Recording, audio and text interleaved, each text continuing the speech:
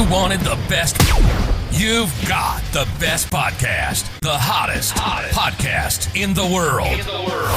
The Chris Voss Show, the preeminent podcast with guests so smart you may experience serious brain bleed. The CEOs, authors, thought leaders, visionaries, and motivators.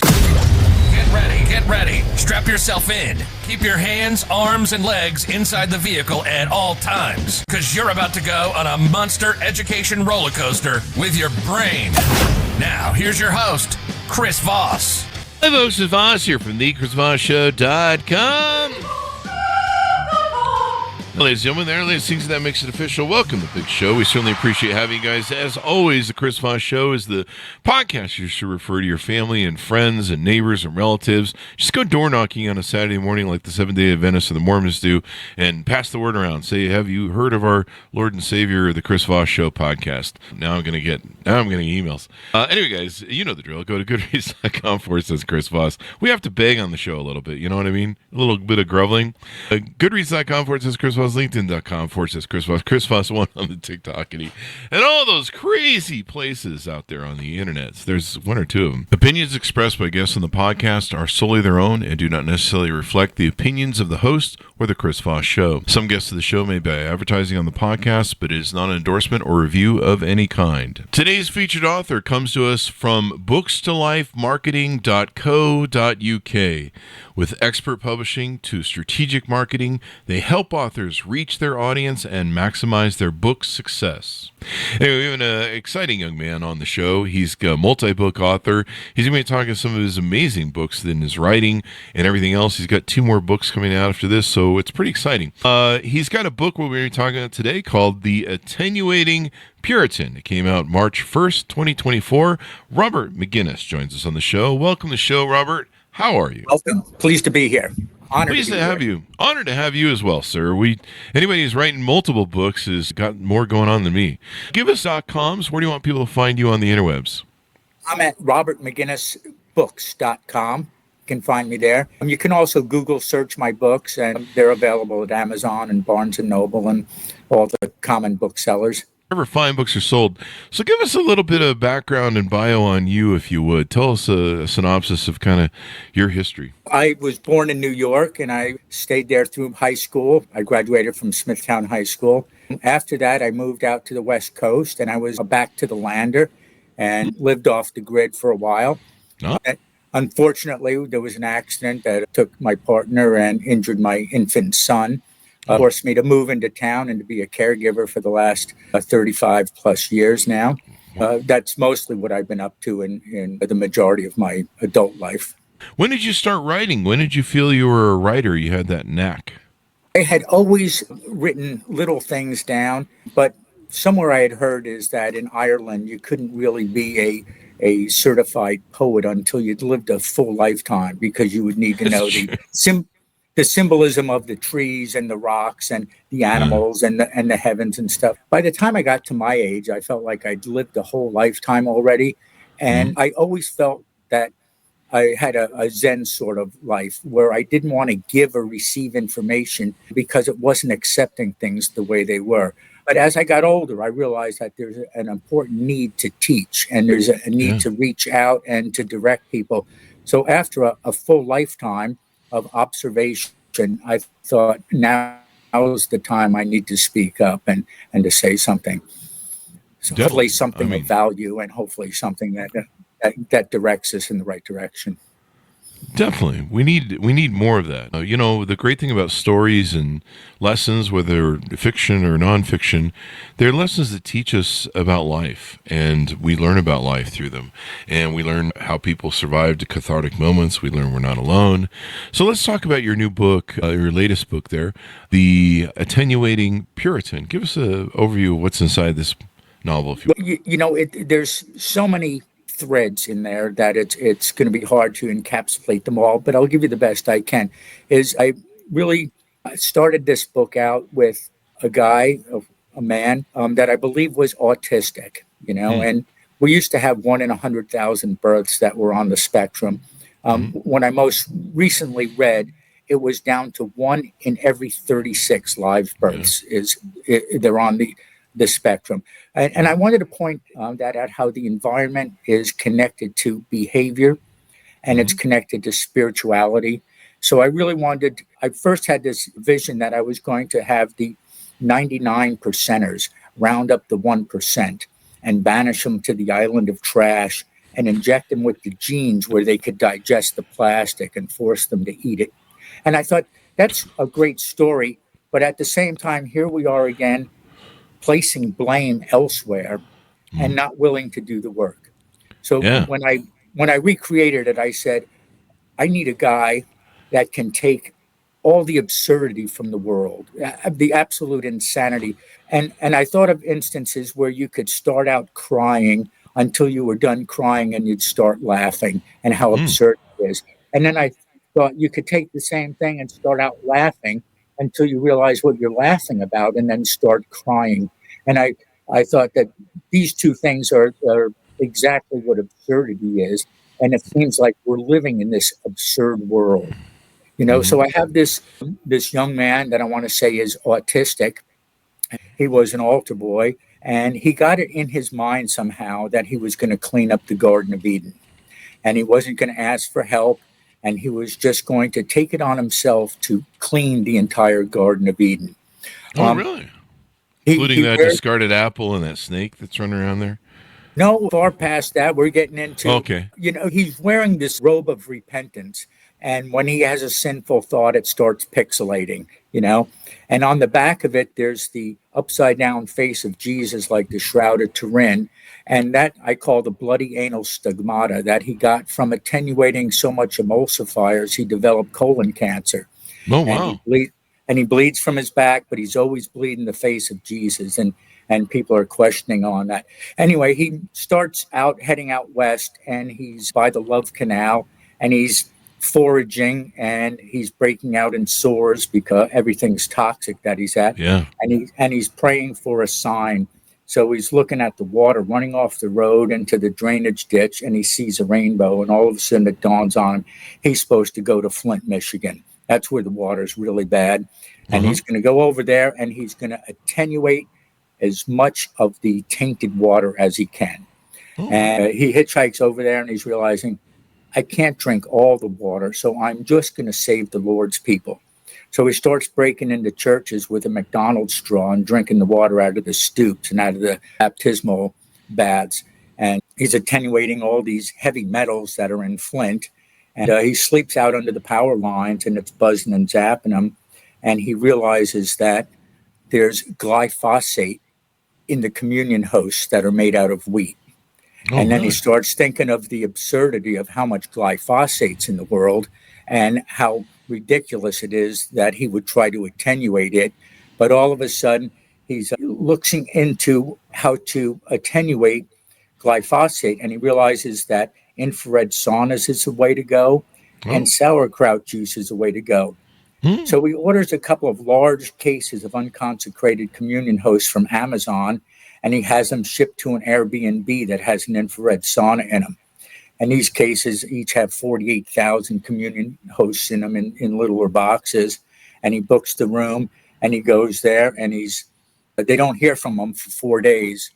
They finally knock on his door, and he doesn't answer, so they let themselves in.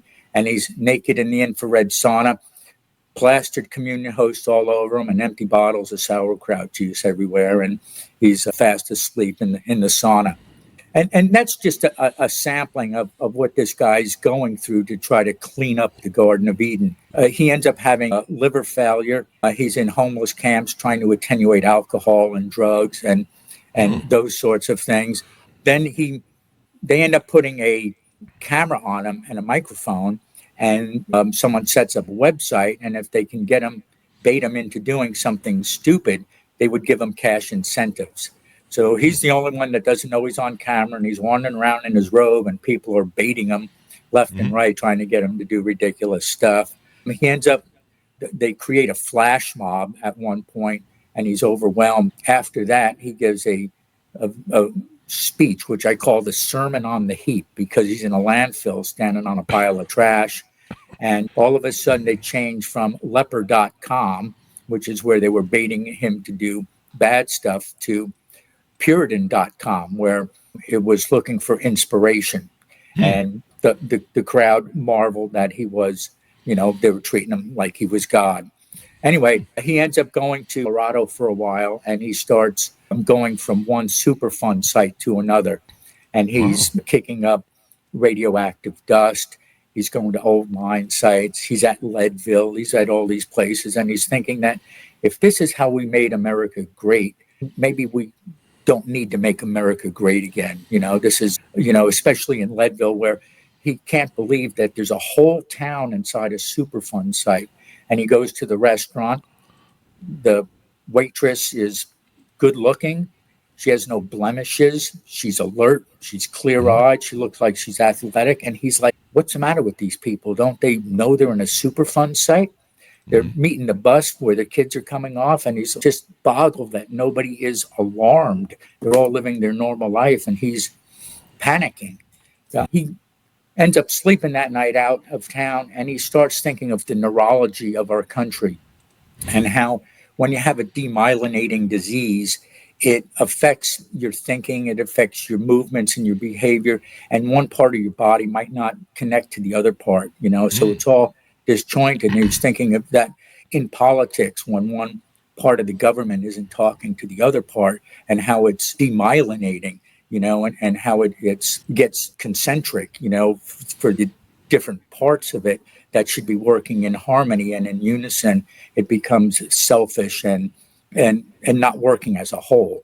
And when that happens is then there's the floundering and the scrambling around, but you become focused on yourself and not about the everybody, So he has a problem with just thinking of the basic neurologics that happen and how we could have this government running that is neurologically deficit. The other thing is that I wanted to point out is when we have the environment that's affecting behavior, like I said, 1 in 36 live births is now on the autistic spectrum. Another thing that breaks down is our spirituality. And that's an important thing. And I said, is when the Pilgrims landed in Massachusetts, the only thing we really conquered through them in their search for religious freedom was we conquered spirituality. And now as we used fluoride and aluminum and calcified the pineal gland, it's almost impossible for most Americans to have any kind of real spiritual experience. And we hear about the mega churches, we hear about people doing psychedelic drugs and mushrooms and all those things, but none of those are really spiritual, And we use the hen, what I call, is where you have to be keeping each other in line to have a sort of spiritual experience. And it's very rare that someone can go up the mountain and talk directly to God, and now you have to talk about God with other people, but you can't talk to God. And back in Israel in the day, they made practicing medicine illegal because the king thought if God is talking to an individual, if we have a doctor that can get between God and that man, then the man doesn't have to take responsibility and he doesn't have to listen to the message that God's sending him. So it's real important that each of us have our own conversation with God. And the other part of that is we've put man on this pedestal and we've disregarded most of the lower life forms. And, and it's okay to wash the dishes and to use bug spray and to rat poison and everything else. But if we held every cell that contained the DNA in it that gave us the gift of life. And I wrote that in another story where I was really wondering at what point in our evolution, if we all came from a single cell, did spirituality actually enter the program? We don't have to be cognizant of it to have the ability to be thankful that we're alive. So when the single cell first was gifted life, was it thankful for it? And did it have spirituality at that moment? Or was spirituality not even part of it until we walked on 2 legs and left the primate status and became the intelligent modern man? And I really question that because to me, every bit of DNA is sacred, even in the simplest of life forms. And the Puritan says over and over again is that respect all life, even the simplest of life forms. And it's the effort is it's not to kill. The effort is to live and to let live. And he keeps saying things of that nature in the book. It's to hold every single cell as something that is sacred. So what made you write this book? What was the proponent behind it? It seems like there's a lot of lessons about the environment and different things. There's a lot of things. The environment is one, is because it's is when I'm talking about attenuating, I'm talking about attenuating lies, talking about attenuating greed, I'm talking about attenuating power, but I'm also talking about attenuating plastics and carcinogens and drugs and to clean the Garden of Eden up. One of the things that really caught my mind was reading Alexander Fraser Tytler. And he was in the 1700s. And one of the things that really dawned on me was the cycles that democracies go through. And the people will start out in bondage under an autocrat. And then what they first get is faith. And after they get faith, they get courage. And after they have courage, they get independent and they gain their liberty. And after they gain their liberty, they get greedy. And after they get greedy, they get lazy. And after they're lazy, they get apathy. And then they're back into servitude and back into bondage, And I thought if I created a character that was promoting faith, that maybe we could make the progress happen a little bit faster and we could get out of the oncoming autocrat bondage that it seems like we're entering into now. So I really thought it's real important. The other thing is that I made it just a single person, but one of the main things that I was trying to promote was sacrifice.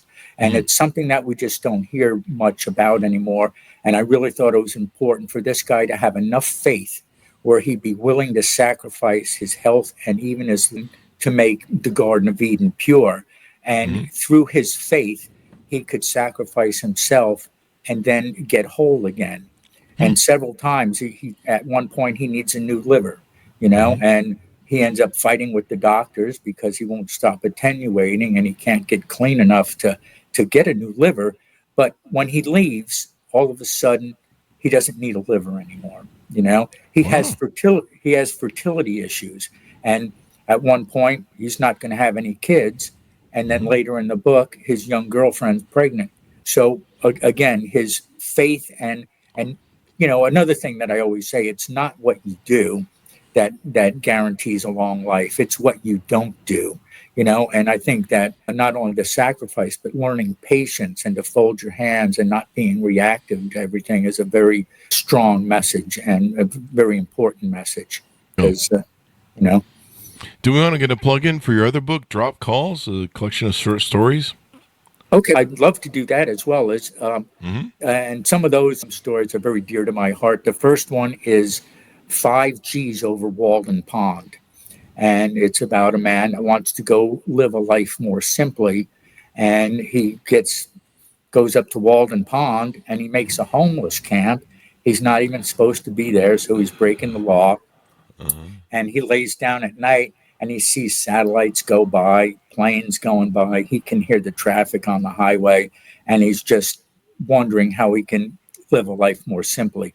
He doesn't take a cell phone with him, but it seems like cell phones are interrupting him in his daily life, and not just because of the noise. It ends up another fiction story, but all the wildlife starts dying and the plants start drying up. All the fish jump out of a pond. And he finds out after working hard at it that the water doesn't have any biologic function anymore. And all the hydrogens are attached at different lengths and at different angles. And there's no homogeneous sample of water. And it's not serving the living species anymore. And he's going to end up, just when he's about to find out that it's the 5G network that is creating this, they call it dark water and crazy water, but it has the ability to create hydrocide, where one sample of that dark water can render all the surrounding water to have no biologic function. So anyway, that's one of the stories. The second story might hit close to home. It's called The Dream Catchers of Lago Amar. And bear with me here for a minute. A young man goes to Wisconsin, and he ends up shooting a couple of people. And, I had read a lot of the Hearsman of New York and Brant, the story of Brant. And I don't know, I got those books. One's written in 1838. So they're old books, people that had actually been in the Revolutionary War. The Frontiersman of New York was a little bit later, came out in about 1880. But it talks about King George and how during the Revolution, they were taking scalps of people and walking them up to Canada and then getting them back to the king. And they'd pay $8 for a scalp, unless it was a military man. They'd pay up to $20 for an officer. One parcel that was intercepted had about 1,600 scalps in it. Wow. 29 of them were infants. And this is one that was intercepted. Brant and his fellow Indians claimed that they never fought women or children, and they believed that it was British soldiers that were scalping the women and the children. But still, at $8 a piece, that was a substantial amount of money. And of course, that's what the revolutionaries were doing. So anyway, in my story is a young man goes to Wisconsin, kills a couple people, and the powers that be are so proud of how he got rid of the revolutionaries. And then I'm quoting Mao saying that every revolution is a just war. Every counter-revolution is an unjust war. And that is because the natural cycle of things, after there's a power that's in place for a while, there has to be a reaction to it. And that's why the revolution is part of that natural process. The counter-revolution is not part of a natural process. Mm-hmm. So the young man is invited down to the resort, and he's like, can't go empty-handed. I have to bring something of substantial value down here. I'll be rubbing elbows with the hobnobs, and I need to really put my best foot forward. So he scalps the two people that he kills, and he hangs their scalps on willow hoops, paints a circle around the circumference because they died at night, dots because they died by gunfire, and he put lines across them because they died defending the streets. Whether that's the real story or not, that's not up to us. This is a fiction story. Anyway, the Tsar is impressed with him, and he takes one scalp and hangs it in the east window with the hair facing in. And he takes the other one and the hair's facing out, and he puts it in the west window. And the one in the east with the hair facing him starts oscillating and starts transmitting the truth of the universe at laser speed, so much information that the Tsar has seizures and falls away from his desk. Wow. And he goes back in the room, and he can't look at that scalp anymore. So he's like looking at the other one, and this one's facing the other way. And it's one man telling his life story at talking speed, no drama, and it's comfortable. And in this, the Tsar starts having empathy for the people that he wanted to get rid of a moment ago. And all of a sudden, he's growing this empathy. And I really wanted to point out that as like King George, you have an egotist, and the egotist is afferent. All the signaling goes to him. And he's terrestrial because he's of material and he's of the earth. And he's transitory because the universe doesn't live like that. When he averts his attention to the other one, all of a sudden, he's not an egotist. He's altruistic. He's not afferent. He's efferent. And he's spreading light and love. And he's not terrestrial, but he's celestial. And in that love, he's eternal. Wow. And that to me is like the main turning point of the story. Granted, it goes on and there's other things in it, but that is really the nail that I wanted to hit home in that story. Lots of good stuff. What do you love about writing? What is it that motivates you? And I think you mentioned you have 2 or 3 books you're working on right now. Yeah, one of them is the sequel to the Attenuating Puritan. Okay. And at the end of the first story is him and his young wife. They go to a genetics lab, and people are blowing up chemical plants, and the world's getting crazy. But they put genes, and they work 6 months to get the enrons and the operons all going. and they float out to the islands of trash to eat it. And that's how he continues cleaning up the Garden of Eden. Like I told you before, is we were going to banish the wealthy out there, but I said it's better if one guy takes this on himself, you know. So in the second one is she has a child at first, but it has so many medical problems because they've been eating plastic, and her faith is in the Puritan and not as much as his is in God. And we don't know if that's the reason or not, but the Puritan has undivided faith in God, and her faith is undivided in him, you know. But at any rate, she ends up having placental abruption and via cordis, where the heart grows outside of the chest cavity. And then it doesn't live but a couple of weeks, and then she ends up having a postpartum psychosis, and she gets really, really out there with it. They have a second child, and then they have problems with that. And I'm not even going to get into that because that's for the readers for the next story. Yeah, we want to. But I really wanted to point out that it might not be a good idea to put genes in you to digest plastic. And even if you did that, is a lot of the plastics wouldn't be digestible to the genes that we have. Recently, they found more than 3,600 types of plastics in the human body. Wow. And they're finding it going through the blood-brain barrier in the brain, you know, and that's alarming, you know. And again, I've lived a lifetime, or so I say, but it's something that we can't leave this to our children and to our grandchildren, to our great-grandchildren, because there's no future in it and there's no sustainability in it. You know, true. so and that's probably the biggest motivating factor in me writing stories now. Like we said, is I lived 70 years watching us pollute and make the planet worse and worse, always thinking that somebody else is going to do it or it'll clean itself up over time. And in my life, I've watched it go from bad to worse to not even sustainable or survivable, you know.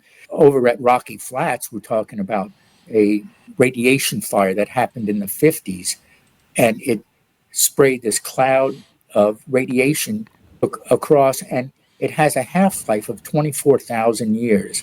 Wow. And we can't go there now, but they made it a wildlife refuge. So you can go out there and look at some of the big game. But I'm thinking nobody ever did a Gleason scale study of those large games to find out how much of their DNA has been altered and how carcinogenic they are. It looks beautiful. It's green. It's placid, you know. But when you really know what it is, it doesn't sustain life. It doesn't work, you know. Yeah. And it's nice to just look the other way and forget about it, drive by real quick and see the elk or something, you know. But that's not the world we really want to give to our children. Yeah, that's not. We want to give a healthy world. So as we go out, give people your final pitch out to order up your book, where they can go to a website, maybe stay tuned for future books, et cetera, et cetera. Okay, I can't say when the next ones will be out, but I'm working on them. I would say is that you can buy either of those books at amzn.to. My publisher, Austin McCauley, they're available there at Barnes & Noble. And you could go to robertmcguinnessbooks.com. And there'll be not only this interview, but there's several other interviews that I've done now that are available. And I hope you enjoy the read, and I hope it makes you want to, you know, like I said, don't react to everything, but the things that are important, the things that are going to protect life, we need to get together on and take some of this on our shoulders. Well, thank you very much, Robert, for coming on the show, and thank you for sharing your wonderful writing and novels, et cetera, et cetera. Thank you, Chris, for having me. Totally a pleasure. Really appreciate Thank you. it. Folks, order of the book wherever fine books are sold. It's called The Attenuating Puritan, out March 1st, 2024 by Robert McGuiness. And watch for his future forthcoming books. As always, folks, thanks for tuning in. Go to goodreads.com/Chris Voss, linkedin.com/Chris Voss, Chris Voss 1 on the TikTok, and all those crazy places in it. Be good to each other. Stay safe. We'll see you next time. And that should have us out.